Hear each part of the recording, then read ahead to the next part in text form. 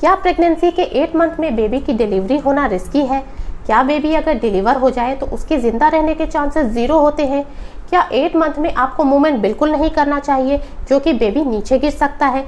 क्या आपका बेबी भी बहुत ज़्यादा मूवमेंट करने लगा है और आप परेशान हैं कि कहीं बेबी को कोई प्रॉब्लम तो नहीं? अगर ये सारे सवाल आपके माइंड में भी आ रहे हैं तो आप बिल्कुल सही जगह पे हैं, क्योंकि आज मैं आपको प्रेगनेंसी के 8वें महीने यानी 32 से 35 वीक से जुड़ी हर बात डिटेल में बताऊंगी। प्रेगनेंसी के 8वें महीने में आपके बॉडी में क्या चेंजेस होते हैं, बेबी का डेवलपमेंट कैसे चल रहा है, किस चीज़ का ध्यान रखना है और कौन से वार्निंग साइंस हैं जिनको आपको बिल्कुल भी इग्नोर नहीं करना चाहिए, और कुछ गलत फहमियाँ जो 8वें महीने को लेके लेडीज़ के मन में बहुत ज़्यादा होती है, और 8वें महीने में आपको क्या खाना चाहिए, कैसे रहना चाहिए जिससे आपका ये महीना स्मूथली पार हो जाए, सब डिटेल में बताऊंगी। तो वीडियो एंड तक ज़रूर देखें, और अगर आपके कोई सवाल हैं तो मुझे कमेंट बॉक्स में ज़रूर पूछें, मैं पर्सनली आपको जवाब दूंगी। तो चलिए शुरू करते हैं। सबसे पहले ये समझिए कि 8 मंथ स्टार्ट कब होता है। प्रेगनेंसी का 8 मंथ 32 से 35 वीक तक होता है। इस फेज़ में बेबी ऑलमोस्ट फुली डेवलप हो चुका होता है, सिर्फ वेट गेन और लंग्स की मैच्योरिटी चल रही होती है। ये महीना थोड़ा इमोशनल भी होता है क्योंकि डिलीवरी अब दूर नहीं, बस 1 महीने के आसपास होती है। नेक्स्ट है बेबी का डेवलपमेंट यानी फीटल ग्रोथ। 8वें महीने तक बेबी का वेट लगभग 1.8 से 2.2 kg तक होता है और लेंथ करीब 45 सेंटीमीटर के आसपास। बेबी का स्किन अब स्मूथ और सॉफ्ट होने लगता है, पहले जैसे व्रिंकल नहीं लगता। फैट डिपॉजिट होना शुरू हो जाता है जिससे बेबी का बॉडी टेम्परेचर बर्थ के बाद मेंटेन रहे। सबसे इम्पॉर्टेंट बात, बेबी के लंग्स मैच्योर होने लगते हैं। यही वजह है कि अगर किसी रीज़न से इस मंथ में प्री टर्म डिलीवरी भी हो जाए तो बेबी के सर्वाइवल के चांसेस अच्छे होते हैं, लेकिन फिर भी स्पेशल NICU केयर की ज़रूरत पड़ सकती है। इस मंथ में बेबी की मूवमेंट्स काफ़ी नोटिसेबल होती है। कभी कभी आपको लगता है कि बेबी स्ट्रेच कर रहा है, कभी लगता है जैसे साइड चेंज कर रहा हो। ये सब नॉर्मल है, बस ध्यान रखिए कि मूवमेंट्स अच्छी आ रही हो। अगर आपको मूवमेंट्स कम लगे तो तुरंत अपने डॉक्टर को इन्फॉर्म कीजिए। अब बात करते हैं मदर के बॉडी में क्या चेंजेस होते हैं। आपके बॉडी में इस महीने कई नोटिसेबल चेंजेस आते हैं। पेट का साइज बढ़ने के साथ ब्रीदिंग में थोड़ा प्रेशर महसूस होता है। आपको लग सकता है कि सांस थोड़ी कम आ रही है। ये यूट्रस के डायफ्राम पे प्रेशर की वजह से होता है। बैक पेन और पेल्विक पेन भी कॉमन होता है क्योंकि बॉडी में रिलैक्सिन हार्मोन इंक्रीज होता है जो मसल्स को सॉफ्ट करता है डिलीवरी के लिए। फ्रीक्वेंट यूरिनेशन होता है क्योंकि बेबी का हेड नीचे सेटल होने लगता है और ब्लैडर पे प्रेशर पड़ता है। हार्ट बर्न और एसिडिटी भी हो सकती है, इसलिए आप स्पाइसी और ऑयली फूड अवॉइड करें। लेग क्रैम्प्स और स्वेलिंग यानी एडिमा भी इसी मंथ में कॉमन है। अगर स्वेलिंग सडन हो या फेस और हैंड्स में भी आए तो ये BP बढ़ने की साइन हो सकती है। तुरंत अपने डॉक्टर को इन्फॉर्म करें। वेजाइनल डिस्चार्ज थोड़ा बढ़ सकता है जो नॉर्मल है जब तक वो सफ़ेद या हल्का क्रीमी हो और बैड स्मेल ना हो। अगर डिस्चार्ज येलोविश, ग्रीनिश या फाउल स्मेल वाला हो तो ये इन्फेक्शन हो सकता है। चलिए अब बात कर लेते हैं 8वें महीने में डाइट और न्यूट्रिशन की। 8 मंथ में आपका बॉडी बेबी का वेट बढ़ाने में मदद करता है, तो न्यूट्रिशन काफ़ी ज़रूरी हो जाता है। इसलिए आपके हर मील में प्रोटीन होना चाहिए, जैसे दाल, पनीर, अंडे, चिकन, स्प्राउट्स, सोया, मिल्क, कर्ड। आयरन और कैल्शियम सप्लीमेंट्स डॉक्टर के एडवाइस से कंटिन्यू रखिए। फ्रूट्स और vegetable, specially seasonal fruits, leafy veggies ज़रूर लें। फाइबर रिच फूड लेना ज़रूरी है ताकि कॉन्स्टिपेशन ना हो। दिन भर में कम से कम 8 से 10 ग्लास पानी ज़रूर पिएं, लेकिन आपको कुछ चीज़ें अवॉइड भी करनी है, जैसे processed food, caffeine, cold drinks और बहुत स्पाइसी चीज़ें। अगर एसिडिटी हो तो थोड़ा थोड़ा करके खाना खाएं, एक साथ हैवी मील ना लें। बहुत सी लेडीज़ मुझसे पूछती हैं 8 मंथ में एक्सरसाइज कर सकते हैं क्या? तो लेडीज़, अगर आपकी प्रेगनेंसी नॉर्मल है, कोई कॉम्प्लिकेशन नहीं है जैसे लो लाइंग प्लेसेंटा, ब्लीडिंग या प्री टर्म लेबर, तो लाइट वॉक और प्रीनेटल योगा सेफ होते हैं, लेकिन एक्सरसाइज शुरू करने से पहले अपने डॉक्टर से कंफर्म ज़रूर करें। सिंपल वॉक दिन में 15 से 20 मिनट तक कर सकती हैं, लेकिन अगर आपको थकान लग रही है तो रेस्ट लें। स्क्वाटिंग, स्ट्रेचिंग या पेल्विक टिल्स जैसे एक्सरसाइज तभी करें जब आपके डॉक्टर ने अलाउ किया हो, और बेड रेस्ट वाले केसेस में सिर्फ साइड टर्निंग और ब्रीदिंग एक्सरसाइज अलाउड होते हैं। अब बात करते हैं 8 मंथ में स्किन और बॉडी केयर की। 8 मंथ में स्किन पे स्ट्रेच मार्क्स ज़्यादा विजिबल होने लगते हैं। रेगुलर मॉइस्चराइजेशन ज़रूरी है। कोकोनट ऑयल, ऑलिव ऑयल या स्ट्रेच मार्क्स क्रीम लगा सकती हैं। लूज कॉटन के कपड़े पहने, टाइट कपड़े अवॉइड करें। स्लीपिंग पोजीशन में हमेशा लेफ्ट साइड पे सोने की हैबिट रखें। इससे यूट्रस में ब्लड फ्लो अच्छा रहता है और बेबी को ऑक्सीजन प्रॉपरली मिलता है। 8 मंथ में नींद पूरी नहीं हो पाती, स्पेशली बैक पेन और फ्रीक्वेंट यूरिनेशन की वजह से। ट्राई करें पिलोज सपोर्ट के लिए यूज़ करना, एक पिलो लेग के बीच में और एक पेट के नीचे। डे टाइम में थोड़ा रेस्ट ज़रूर लें, लेकिन ज़्यादा टाइम पीठ के बल मत सोएं। बात करें अगर इमोशंस और एंजाइटी की, तो इमोशनल अप्स एंड डाउन्स इस फेज़ में बिल्कुल नॉर्मल होते हैं। आपको कभी कभी एंजाइटी, फियर या स्ट्रेस फील हो सकता है, जैसे डिलीवरी कैसी होगी, बेबी हेल्दी होगा या नहीं, ब्रेस्ट फीडिंग मैनेज कर पाऊंगी या नहीं। याद रखिए ये सब नेचुरल है। अपने पार्टनर, फैमिली या डॉक्टर से ओपनली बात करें। मेडिटेशन, डीप ब्रीदिंग और लाइट म्यूजिक से माइंड काम रखिए। पॉजिटिव सोचिए, पॉजिटिव चीज़ें देखिए। याद रखें आपका इमोशनल स्टेट बेबी पे डायरेक्टली इफ़ेक्ट करता है। अब बात करते हैं डॉक्टर को विजिट आपको कब कब करना है। तो लेडीज़ 8 मंथ में डॉक्टर विजिट थोड़ा फ्रीक्वेंट होता है, हर 2 वीक में एक बार। हम आपके बेबी का ग्रोथ, वेट, बीपी और यूरिन टेस्ट चेक करते हैं। कुछ इंपॉर्टेंट टेस्ट जैसे ultrasound for growth and Doppler scan भी कराए जाते हैं, ताकि बेबी का ब्लड फ्लो और प्लेसेंटा का फंक्शन चेक हो सके। आपका ब्लड प्रेशर और शुगर लेवल भी मॉनिटर किया जाता है।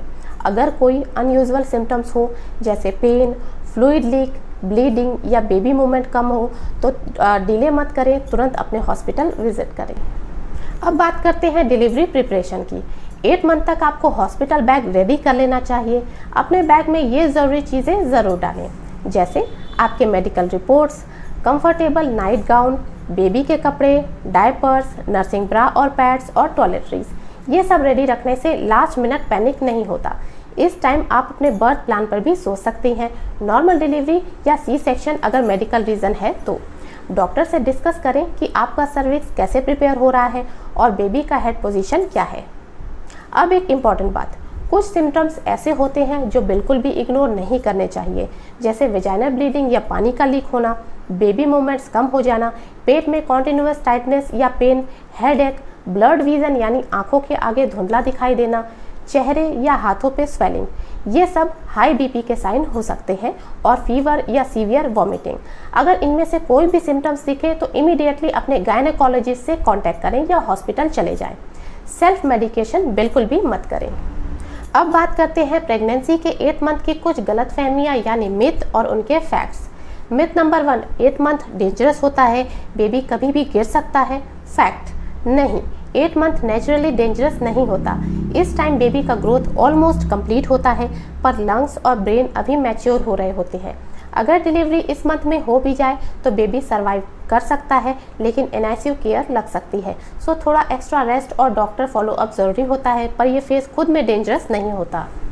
मिथ नंबर 2, 8 मंथ में ट्रैवल करने से डिलीवरी हो जाती है। फैक्ट, अगर प्रेगनेंसी आपकी नॉर्मल है, बीपी और शुगर आपका कंट्रोल में है, और अगर आपके डॉक्टर अलाउ करें तो शॉर्ट डिस्टेंस ट्रैवल सेफ होता है।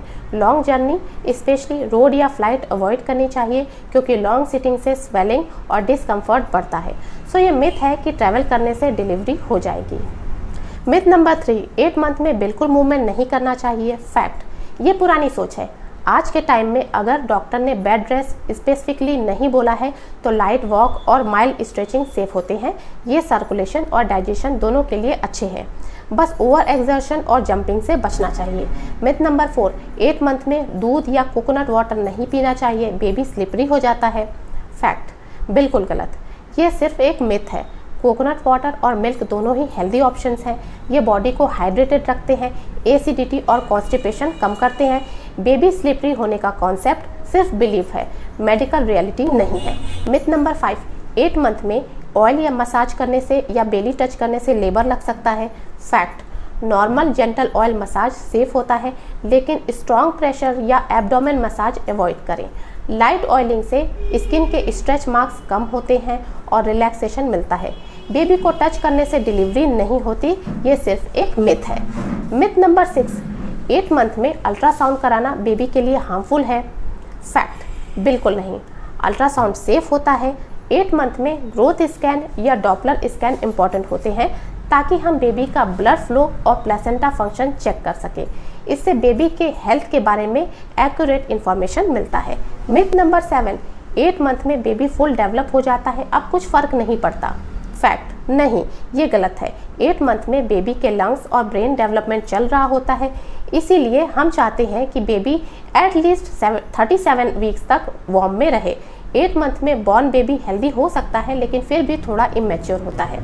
मिथ नंबर 8, ज़्यादा सोना या लेफ्ट साइड पे सोना बेबी के लिए हार्मफुल है। फैक्ट एक्चुअली उल्टा, लेफ्ट साइड पे सोना सबसे सेफ पोजीशन है। इससे यूट्रस में ब्लड फ्लो और ऑक्सीजन सप्लाई इंप्रूव होती है। आप जितना रेस्ट करेंगी बेबी उतना हेल्दी ग्रो करेगा। सो गिल्ट फील ना करें। अगर आपको ज़्यादा नींद आ रही है तो ये बिल्कुल नॉर्मल है।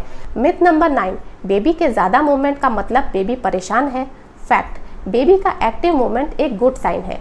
इसका मतलब बेबी हेल्दी और इनर्जेटिक है। जब तक मूवमेंट और रेगुलर और नॉर्मल पैटर्न में है कोई दिक्कत नहीं है। अगर मूवमेंट सडनली कम या बंद हो जाए तभी डॉक्टर को इन्फॉर्म करना चाहिए। मिथ नंबर 10, 8 मंथ में स्ट्रेस लेना नॉर्मल है, कंट्रोल नहीं होता। फैक्ट, स्ट्रेस नॉर्मल लग सकता है पर प्रेगनेंसी में ज़्यादा एंजाइटी बेबी पे इफ़ेक्ट करती है। मेडिटेशन, ब्रीदिंग एक्सरसाइज और पॉजिटिव टॉक से स्ट्रेस कंट्रोल करना चाहिए।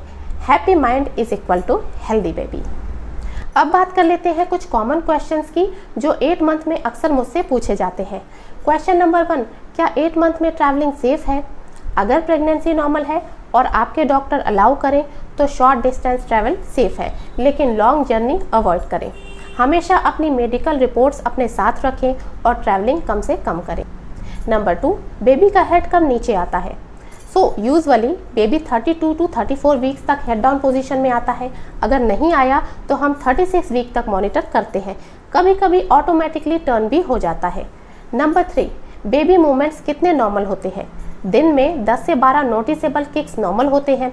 अगर मूवमेंट्स कम लगता है तो इमीडिएटली रिपोर्ट करें। अब बात करते हैं आपको अपने माइंड को कैसे प्रिपेयर करना है। लेडीज़, अब टाइम आ गया है मेंटली डिलीवरी के लिए रेडी होने का। ट्राई करें हॉस्पिटल विजिट करके डिलीवरी रूम और स्टाफ से फैमिलियर होने का। ये एंजाइटी आपकी कम करता है। ब्रीदिंग एक्सरसाइजेस और प्रीनेटल क्लासेस अटेंड करें। अपने हस्बैंड को भी इन्वॉल्व करें ताकि आपको वो भी सपोर्ट कर सकें। याद रखिए, हर डिलीवरी अलग होती है।